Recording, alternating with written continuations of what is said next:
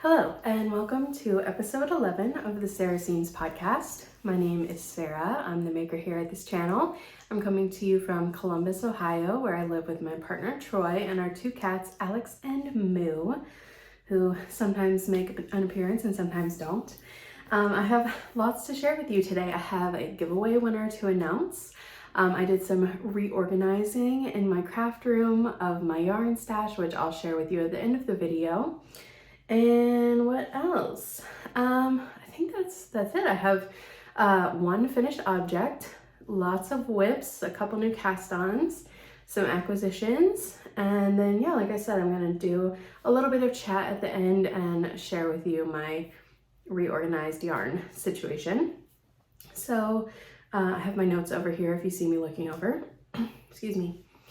To jump right in, Normally I talk about what I'm wearing. Today I'm not wearing any me-mades. Unfortunately, this is just an old ready-to-wear top, but that did lead me into talking about Me-Made May, which is coming up so soon. Today is April 25th, and I also forgot to say, you can find me on Instagram at Sarah_Seams and on Ravelry at Sarah Ribble. I'll put those on the screen. And yeah, so Me-Made May is coming up, which if you're not familiar, is a social media, primarily Instagram based, I want to say challenge, but it's not really a challenge. It's kind of like a personal challenge in a way, but you kind of choose like how you want to participate. And the idea is just to try and wear your Me-Mades more, however that makes sense to you. So I'm going to be posting on my, I think I'm going to do an Instagram reel every day with my outfit and include at least one me-made item. So I'm really going to be focusing on reviewing my wardrobe during the month of May and seeing what's still working for me, what's not working for me anymore, any holes that I have in my wardrobe as we start moving into the warmer months. So yeah, if you want to follow along on my Me-Made May journey this year, make sure you go and give me a follow on Instagram, because that is where I will be posting all about that. And if you're interested in seeing my spring sewing plans for the year, I have a separate video where I talk all about that, and I'll link that up here somewhere if you're interested. So that's Me-Made May. And I'm gonna jump right into my one finished object for this week, this recording, this podcast, and it is a big one. If you have watched my previous episodes, you've heard me talk about my Omega quilt, my king size Omega quilt that I've been working on since the first episode of the podcast came out at the beginning of January, and I finally finished it. And I'm gonna put a picture in because it's too big to like bring here to show you. But I finally finished it, and it's washed and dried, and it has an amazing crinkle. I'm really happy with how it turned out. I'm still not 100% about the colors, if I'm being honest. But I'm gonna live with it for a while and see how I feel. The backing is a very pretty like neutral. So if I decide I'm not loving the red in the bedroom, the red and the orange, I think I'll just flip it over and have like the neutral side exposed. But regardless, this is by far the biggest quilt I've ever made, and now it's done. And the pattern is great. If you weren't making the king size, I think it would come together really quickly. I think I'll definitely make another one at some point that is smaller. Maybe like a scrappy version would be really fun. Yeah, I'm really happy with how it turned out.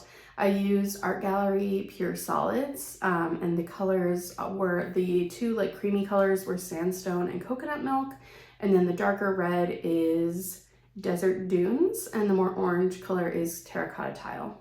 So yeah, that is my only finished object for the week. I worked on it all weekend, and it was difficult to quilt on my home machine. It was so heavy. Like after I finished it on Sunday, I was like, ugh, I just feel like my arms are gonna like fall off my body.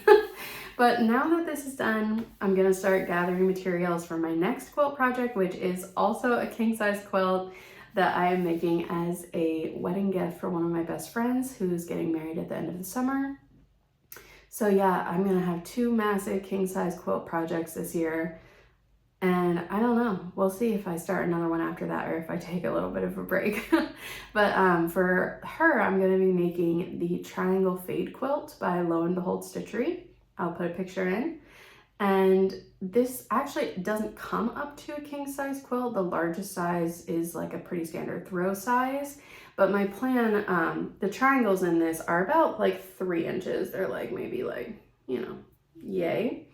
And my plan is to just double the size of the triangles to essentially double the size of the quilt while keeping the same amount of pieces and the same amount of seams. And I think that'll be really impactful on a big king size quilt to have these bigger triangles. They're not going to be this big, they're going to be like this big. So that is the plan. I need to go and start gathering some fabrics for that. They want like a pretty kind of fade from like a darker green to more of a sage color into some like creamy neutrals in the middle. So that'll be really, really pretty. And that is the next quilt project. And that is it for FOs this week. So I'm just gonna jump into works in progress, of which I have 4 to share with you today, and they are all knitting. First one you have seen before. Also, I just realized I was planning to do the giveaway at the beginning and I have already forgotten. Announce the winner, I mean. So I will finish the whips and then I will announce the giveaway winner before we go into acquisitions. Thank you for bearing with me. It's a little chaotic here today. So the first whip is a pair of socks, and I had started these last time, but let me show you where I'm at. So this yarn is a self-striping yarn from Nomadic Yarns, and this is their twisty sock base. The color is called Knit Folk. It's really pretty, has this like dark plum color. There's a taupe, a bluish gray, teal, lime green, and I really like this yarn. It's very dense and springy. It has like a really nice body to it and a nice hand feel. So I knit 2 inches of 2x2 rib, a total of 5-inch leg, or 6 inches. And then I've done a heel flap and gusset. And you can see like doing this heel construction with a self-striping yarn does cause the stripes to become irregular sizes. So on the heel flap, the stripes are wider, and then on the gusset, they start out a little bit narrower before returning to like this width. And I know some people really don't like that. Personally, I really don't mind it. So yeah, that is where I'm at with the first sock. And I'm not really going to be too fussed about making sure the other one matches. It's just one cake. I don't have it in like 2 separate cakes. So I might actually make sure the other one is like intentionally more different. But yeah, probably finish this one this week and get started on the second one. And the reason I don't have more progress on this is because I got distracted by a different pair of socks, which are my second whip. Let me just set this one down. So if you follow me on Instagram, you've probably seen me talking about my D20 socks. So this project was inspired by Mackenzie of the Into the Third podcast, which I have recently binged, like their entire podcast. It's amazing. I highly recommend it if you haven't checked them out already.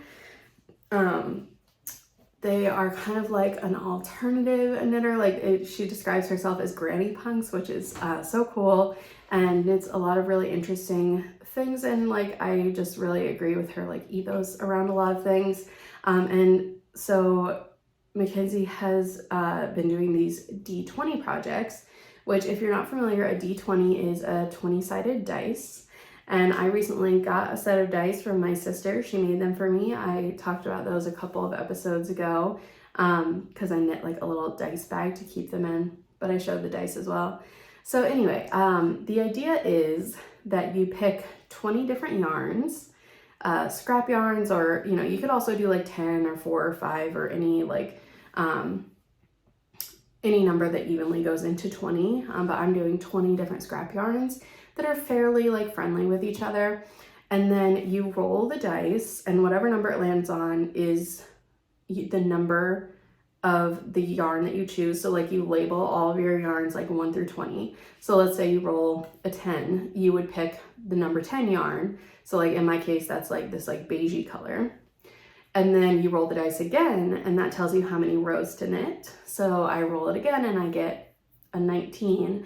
I would knit 19 rows with yarn number 10. And then you knit your socks or whatever you're doing, a cowl, a sweater, whatever it is, using that as the way to determine your stripes. So let me show you what I have. I got so excited about this idea and I finished the first sock already. So here's my first one. It's kind of crazy, right? But I love it. And actually first, I'll put a picture in of all 20 of my little scrap yarn bundles so you can see the different colors that I'm using. And it's a mix of minis and leftover sock yarns for the most part. So yeah, there's my little 20 colors that I'm playing with. And yeah, here's my first sock. So this is pretty much the same formula as the one I just showed you. 2 inches of 2x2 ribbing, a total of 6 inches for the leg in stockinette, heel flap and gusset construction. But you can see it's these super fun, like randomized colors. And yeah, so I definitely haven't used all 20 colors yet. It's interesting how some of them have come up multiple times. Like this is actually my number 10 color, like I was just mentioning. So that one's here, and there's like a little bit right in the toe. And like the teal came up a few times. So yeah, I know they're kind of crazy, but they're also like kind of cohesive and fun. I don't know. I really love them. Like it's just so addictive to knit these because you're like, I can't wait to get to the next roll and like see what the next color is going to be. So yeah, I cranked this guy out and it's really, really fun. It's not blocked yet, so he's a little weird looking. And I started the second one. So I actually just finished the leg on the second one. And I was a little bit worried that the second one might end up like totally not being friendly with the first one at all, but I think they are going to be pretty friendly. Like I already have repeating colors, so like this number 10 color is already repeated right here. This darker purple is here. This like periwinkle is also here, and then the teal. So I think, you know, they're obviously going to be different, but I think they will be friendly. And I really can't wait to finish this one and see how they turn out. I love these. I just feel, oh, here's my little dice bag that I knit. This is the 2-hour dice bag pattern. And here's my D20. So you can see it's really pretty. It's clear, and then it has little like dried flowers in it. But yeah, I feel like these are so fun to me because I am what I call myself a very type A creative. Like I can execute things and I do get inspiration and I get like, you know, I do different like types of creativity like drawing, painting, knitting, etc. But like I feel like my creativity is more in the execution and planning than in the like brainstorming, I guess, if that makes sense. And I have a very hard time, like I couldn't just like sit down and come up with this because it would take me, I would like overthink it. Whereas like using the D20, it just takes all the thinking out of it. It takes all the choice paralysis out of the project. Like I'm not responsible for choosing the colors, the dice is choosing for me, which I love. And I ended up with this very fun, crazy sock. And I feel like I'm gonna knit like 10 more pairs of socks like this because it's a great way to use up your leftover sock yarns and end up with a really fun pair of socks. So very excited about those. Let me know if you've ever done anything like this or if you're interested in trying it. Like I said, I would definitely direct all of you to Mackenzie's podcast. Again, that's at M3 on YouTube and on Instagram. So those are my socks. My third whip here is one that I talked about on the last episode because I had purchased a yarn for it and it wasn't going to be a great fit, so I had ended up finding a better yarn for it, and that is my Rhoda Jumper by Irene Lynn. Here is a picture of the design. I've knit the taut sleeveless like vest version of this before and loved it. Like I remember it just being total popcorn knitting, like I couldn't put it down and it kind of flew off the needles. And as you can see, that's the same case with the jumper because I've made a lot of progress on it in the couple of weeks since I last recorded. This one is quite a bit slower than the vest because it's quite a bit larger, it's more oversized, and obviously it's a pullover, you know, it's a drop shoulder pullover versus like a little vest. But I have finished the back and the front and joined them in the round. So I will say there is a lot of purling in this pattern. So if you're not a fan of purling, this is not going to be a good pattern for you because you knit the entire top back panel flat, and then so that's like a big flat rectangle in this lace pattern, and then you knit the front sides off of that, and then you knit the rest of the front, and then you join them together. The underarm, you're going to knit about this much body, and then you have the sleeves. So I'm just ready to finish the rest of the body. So here's what I have. So it's a little bit hard to show on camera because it's kind of bunched up. And I have not added the neckline yet. So there will be neckline ribbing in here. But you can see the shoulder's wider because it's a drop shoulder. And like I said, I've just joined, just separated the sleeves basically, just joined the body together. So this is the front. There is a little bit of short row shaping. This is the back.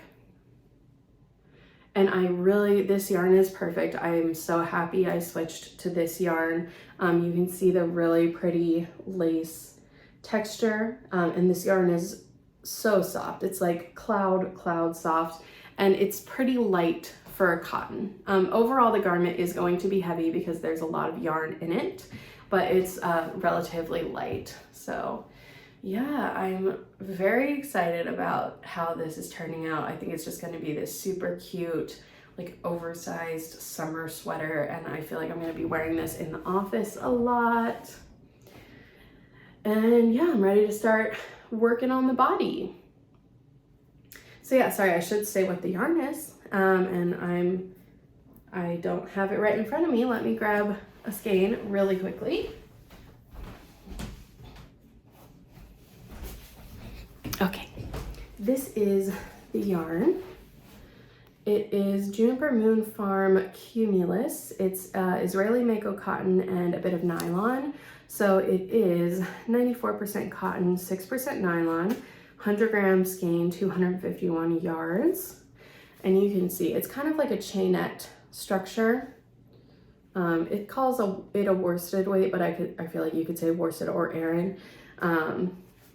Yeah, it's so soft. It's like, you can even see how like fuzzy it is. It's really, really nice to work with.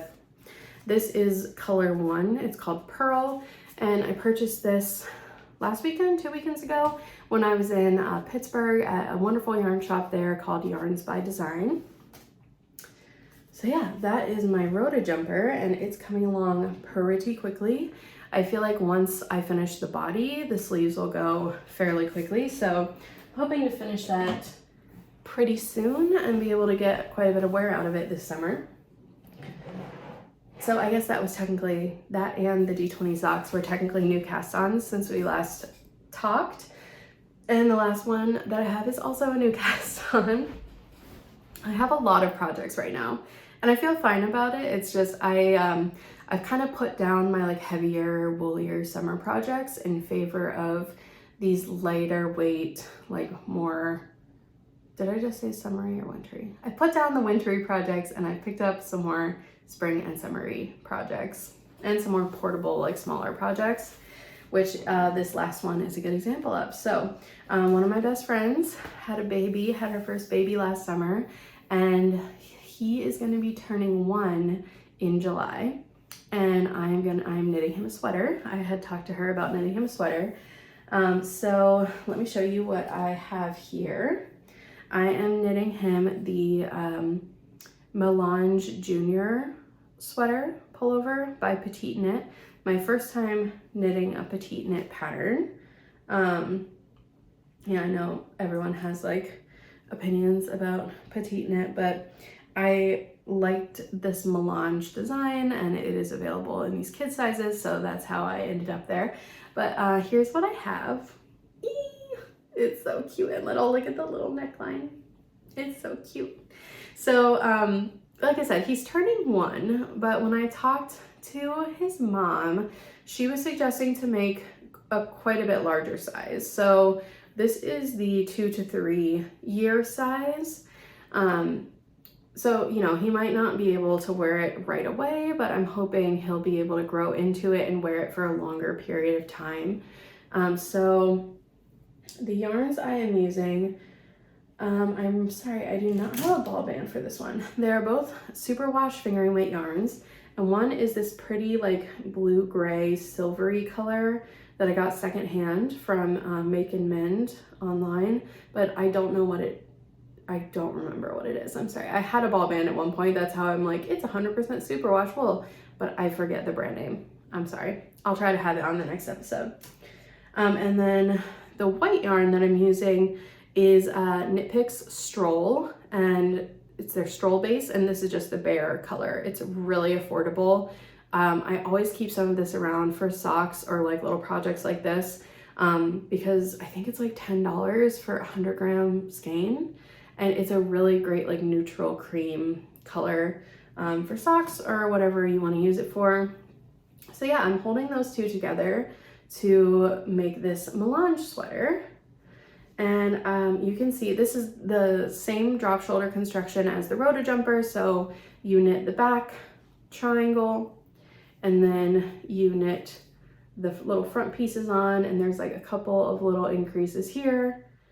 And then you knit the front body and then you join the underarm. So you can see I've just started working in the round section of the body. And I did go ahead and put the little double folded collar on just because I feel like it helps to make it look more like a sweater and less like a blob.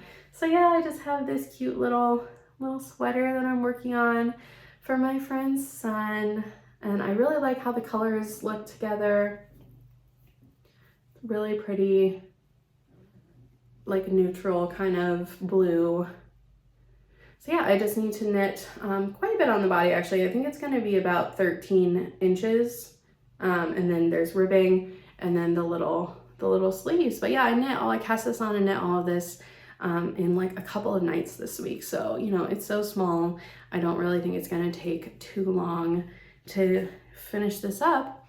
And his birthday is not till July, but if I can finish it sooner, that would be good, just to have it done and not have to worry about it. I did use superwash wool, 100% superwash wool, because I want them to be able to wash this in the washing machine. It'll still be lay flat to dry, but you know, babies are messy and it's probably gonna get puked on and stuff. So that way they can pop it in the washing machine and make the care a little bit easier. So yeah, that's my Melange Sweater Junior by Petite Knit in some stash yarns that I had. And that is it for my whips. Just tidy up here. Okay, so now let's announce the giveaway winner. So on last week's episode, I was sharing that it was my 10th episode, which was really exciting for me. And also we're getting so close to 300 subscribers, which is also really exciting. And I just picked up a really pretty sock yarn in Pittsburgh when I was there, again, from Yarns by Design. And I wanted to give that sock skein away to one of my viewers, and just to thank you all for being here. And I hope you knit some beautiful socks from it. So this is the yarn. It is a Malabrigo Ultimate Sock. The color is Potion, not sure. I apologize for mispronouncing that. It's color 139. It is a fingering weight, 420 yards to 100 grams, 75% merino, superwash, 25% nylon. And it's just these really beautiful, like this like dark teal and these kind of earthy greens and reds, super, super pretty. So I used a random comment picker on, you know, a YouTube random comment picker.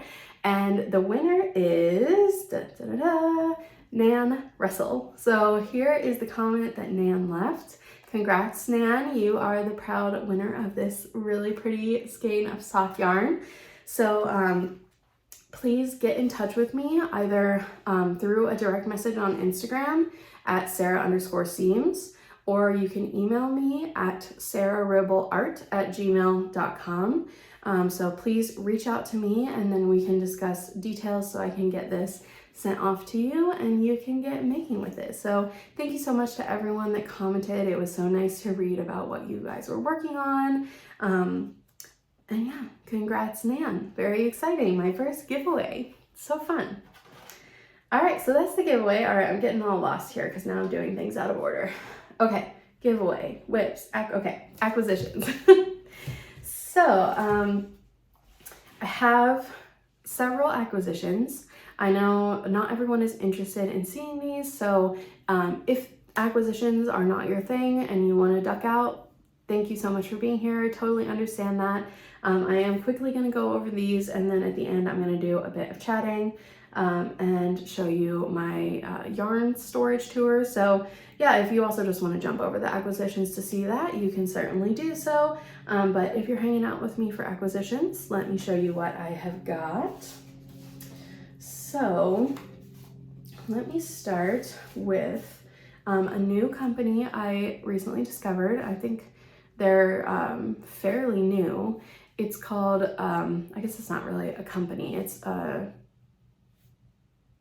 nonprofit or like a fundraising venue. So regardless, it's called For the Birds Rehab. You can find them on Instagram. That's where I found them.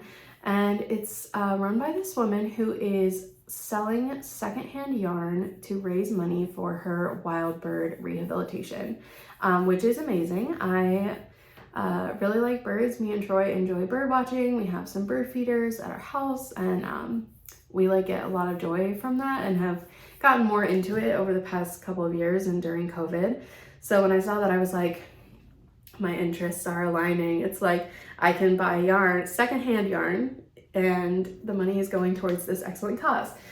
So when they had their first shop update, I hopped on right away and picked up a few skeins, and they were really affordably priced. So I'll go into that a little bit more. I would say most of them were like half off what the retail price would be for some really nice like brands of yarn that I had yet to be able to try before. So yeah, let me show you what I got.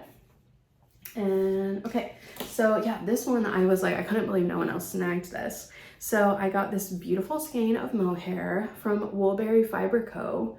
for like $12 or something. So this is their berry mohair. It's 72% mohair, 28% silk.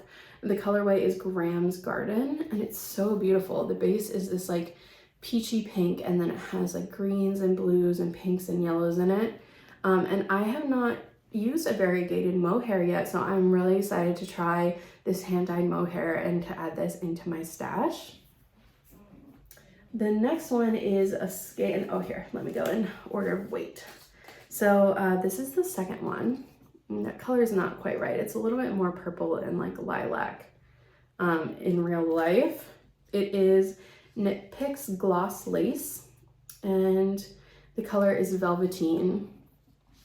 So it is 70% merino, 30% silk. So you can see it has this like really nice drape. It weighs nothing. It's like so soft and light. And I've been thinking about what I want to do with this, because there's only one skein, and I kind of want to knit like the Pure Mesh pullover or a Look at My Holes by James Watts. So here's a picture of the Pure Mesh pullover. I feel like that would be so beautiful in this color. I'm not sure how I would wear it, so I'm kind of mulling that over. But yeah, I think I paid $6 for this. Again, that color is a little more, it's a little richer and darker in person, but yeah, it's really pretty and soft. Next one is a skein of sock yarn, and I just love the color here. So here it is. Oh yeah, that looks so good. So this is Palmer Yarn Co., and it says hand dyed with love. This is their soft sock base. It's an 80/20 merino nylon. Does it say? It does not say the color. unless hand dyed with love is the colorway, which I doubt. Yeah, it does not say the color, but it does say hand dyed in Minnesota, so that's cool. And it's just a really fun color. It's this like teal, kind of like light blue base, and it just has all these really pretty like warm pops in it. I just couldn't resist that for some socks. I mean, it's so pretty. And last but not least, I got a skein of DK. On the last podcast, I was sharing that I want to try knitting some more DK weight socks. And so this is Primrose Yarn Co. It's from their Rose Gold collection. And look how cute their logo is. It's like a little primrose, I assume, but it's a lady that's like knitting. It's cool. This color is the base is Marquise. 4-ply DK, 80% superwash, 10% nylon, 10% cashmere. And today the color is called Kiss Me. And I think I just like have a thing for these like colorways right now where it's like pink or cream or tan with like other stuff on it. Cause yeah, this one's so pretty. It's this like peachy base with these hits of like purple and blue and gold throughout. Really, really pretty. And again, I think I paid like $9 or $10 for this. So yeah, these are all the yarns that I got from For the Birds Rehab. And if you're interested, they just did another shop update today. So definitely go check out their shop and support them if you can. I think you can also just donate without purchasing yarn if you're not trying to add to your stash. And you can also knit bird's nests to donate, which I feel like I have to do now because how cute is that? So you can either buy yarn or donate or knit a bird's nest. I'm gonna have to knit a bird's nest. But yeah, I will put their website below here on the screen if you're interested in checking them out. Like I said, it's a great cause. They're trying to raise money to build a shed, I believe, to like have a better setup for the rehabilitation work that they're doing. But I just thought that was really cool. I'm always looking for places to buy secondhand yarn because not only are you getting it at a lower price, you're also like, you know, you're not contributing to like increased production, like you're buying from the supply that's already out there, which I always suggest to do when you can. So yeah, that's my For the Birds Rehab yarn purchase. And the last couple things here, so I've talked before about my favorite local yarn store that I've never been to, which is called Wild Hand, and it's in Philadelphia. And they were celebrating their, I think, 4-year anniversary a couple weekends ago. And they were doing a special offer where if you spent, I think it was like $40, you would automatically get one of these custom bandanas. And I'm gonna hold it up so you can see it here. It is so cute. I was like, A, I always want to support them, and B, I want this bandana. Sorry, it's kind of wrinkly, but it says Wild Hand, a place for fiber folk. And then like each of the hands is doing something different. Like this one is sewing and there's like scissors. And this one is knitting and this one's crocheting. And I just really wanted this to like hang up somewhere in my sewing room. So I'm going to give this a press and hang it up in here. I mean, it would be so cute to wear it too, but I thought I like want this to be like hanging up in my craft room. So because I wanted the bandana, obviously I also had to buy some yarn. Obviously, no.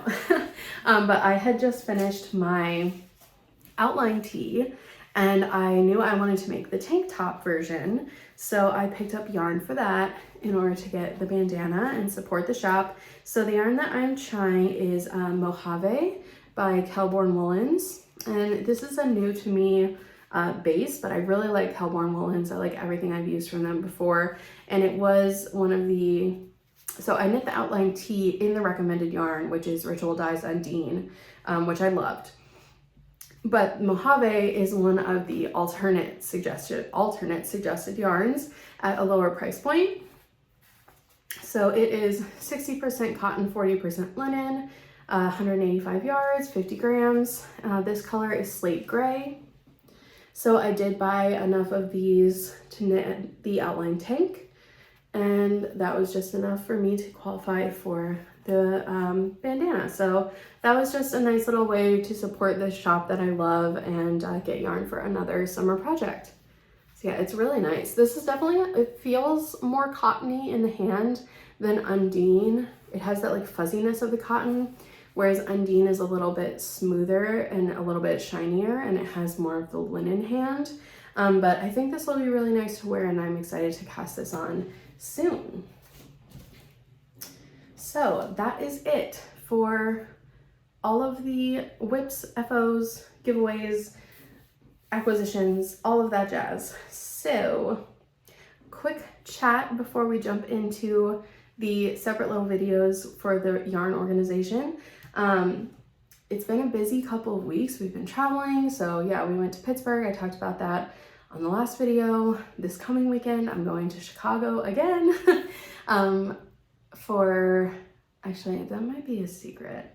It's for our friend's birthday. She's probably not watching this because she's in med school and her life is insanely busy. So Katie, if you're watching, I'm sorry I spoiled the surprise, but we're coming to see you for your 30th birthday this weekend. So I'm doing that this weekend, and that's gonna be really fun. I'm gonna get some quality car knitting time, which is my favorite. After airport, I like airplane knitting and car knitting.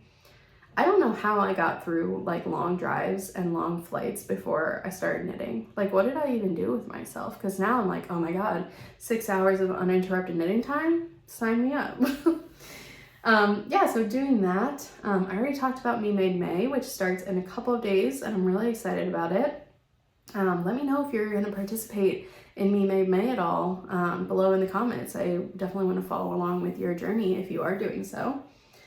And yeah, I was gonna give a brief gardening update because I've been talking about that in my past few episodes. It is getting warm here. It's definitely colder this week, which is annoying. I'm so ready for it to just be warm. But last weekend, we spent Saturday getting our garden beds set up in the front yard.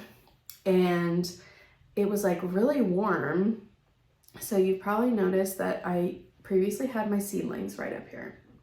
And as you can see, they're no longer there because they weren't getting a lot of sun in here. Like, they weren't getting enough light. So that day that it was really hot, I was like, I know, I'll take my seedlings and like put them outside in the front, you know, like on the driveway for a while so they can get some sun. And so I put all of them out there, promptly forgot about it. And when I remembered like later in the evening and went out to check on them, they were 100% dead. Like completely fried by the sun. It was so sad. So I did manage to kill every single one of my seedlings. So I'll tell you what I've learned. This was the first year I tried to start my own seeds. And I think I will definitely try again next year. But I think what I need to do is get like a real setup with like some heating pads and some grow lights so I can set them up somewhere where the cats won't bother them, because that was my problem. It was like, there's only so many places I could put them because the cats kept like knocking them over and trying to eat them. But if I have like a legit setup, I could set them up in the basement or anywhere like where they won't be bothered. So we're gonna try again next year, but sadly I have failed at starting seeds this year. But I'm still excited to garden and get the garden going. Like I said, we set up the garden beds. So I think in just a couple of weeks here, I think like around May 15th is when we're safely past the last frost date, and we can start planting. So in just a couple of weeks here, I'm gonna be having to go now buy seedlings to plant, but that's okay. I tried, you know, you gotta learn somehow. So I definitely learned some lessons this year. Let me know how your gardening is going, if you're starting a garden, or if you're in the Southern Hemisphere, are you starting to plan like some warm weather makes? You're probably just getting into real sweater weather, which is exciting. So yeah, let me know what you're working on. Let me know if you're gonna participate in Me Made May, or if you're trying a D20 project or anything like that. Otherwise, let's jump into these little videos I took to show you my reorganized yarn closet. Hi, so I wanted to pop in to give you a quick little tour of my new yarn storage solution. So you can see the rest of my craft room here behind me. And up here is where I keep my current knitting whips in these little bins. And I have another, whoop, where is it? Another one over here. And so previously I had all of my yarn, like I had project bins on these two shelves, and then on the top shelves was where I just had all of my yarn like crammed in there, like wherever I could get it. And there's also a closet here in my sewing room. So, and I wasn't using it well for storage. So what I did was buy a shelving unit from IKEA, which I will show you, and set that up in the closet to start storing all of my knitting supplies. So let me pause here and I will show you the closet. Okay, please forgive the bad lighting, but here is the closet. So you can see I managed to get this pretty enormous shelf in here. So the closet like goes in pretty far. So this is a Kallax unit. I'm just stepping back so you can see it all here. This is a Kallax unit from IKEA, and it is 4 bins tall by 3 bins across. And I'm sorry, I'm filming vertically, so or horizontally, so it like fills up the whole screen, but then you really can't see everything. So let me just like zoom out here. You can see my very gross ironing board and my knitting mess over here. Yeah, so I set this up and I installed in a couple of the bins these like diagonal dividers, and then in the bottom I have these little pull-out bins. So, and honestly, I felt like I had so much yarn, but like seeing it in here, it really doesn't look like that much. So how I have this organized, up here on the shelf I have extra hangers for new garments. That is an extra sewing machine that I have for traveling because my Juki that I use all the time is really heavy, or I use this one when I have like friends over, if we want to sew together.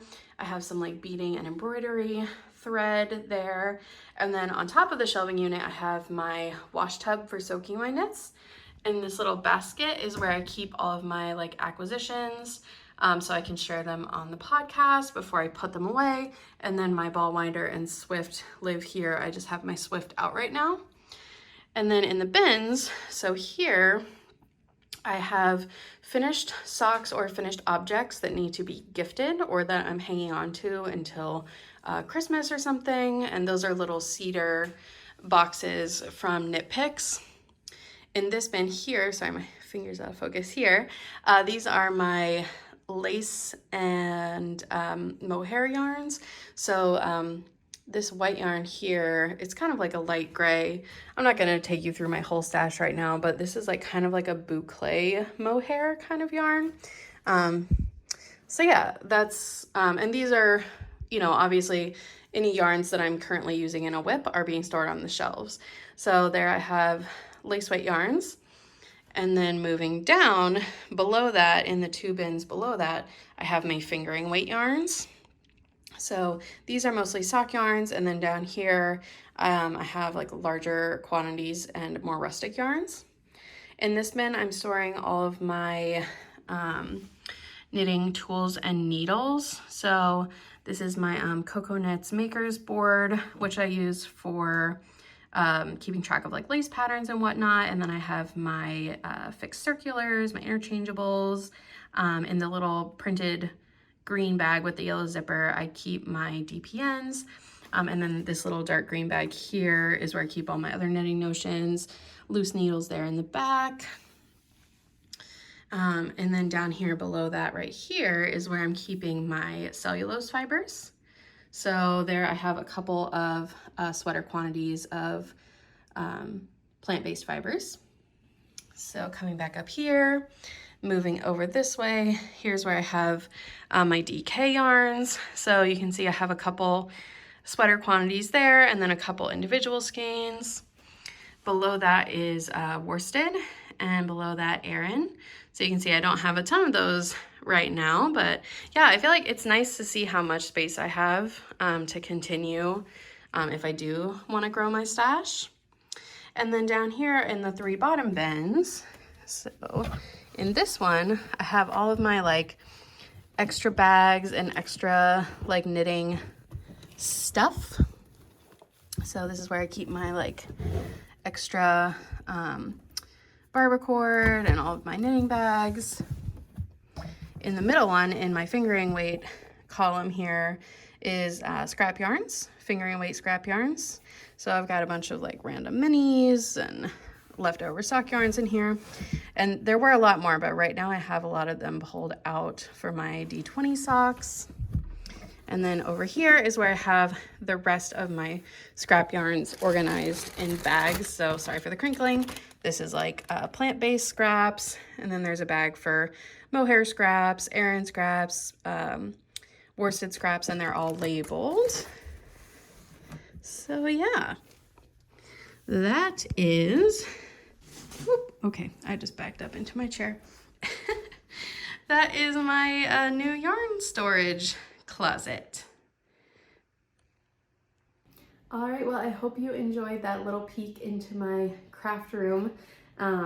It feels so much better in here now since I was able to get all of that yarn off the little bookshelves and into those like nice bins in the closet. It's like a little awkward to like get in there. You should have seen me trying to put that shelving unit together. So I assembled the whole thing outside of the closet because I had measured, of course, to make sure it would like fit in the closet, and it does.